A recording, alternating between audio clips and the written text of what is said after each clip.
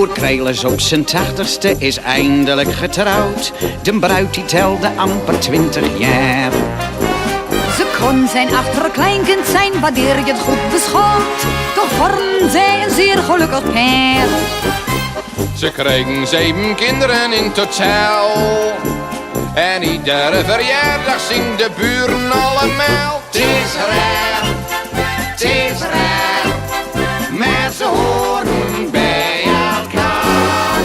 Het is raar, het is raar, maar ze horen bij elkaar.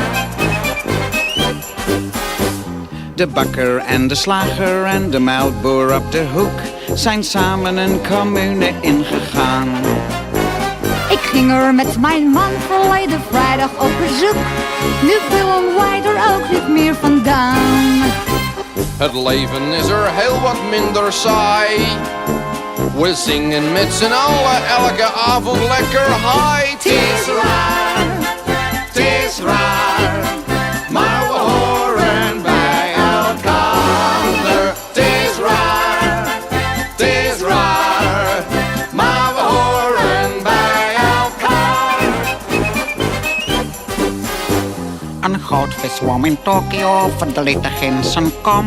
Hij voelde zich zo eenzaam en alleen. Oh. Hij kon het niet vertellen, want hij best een bang en stom.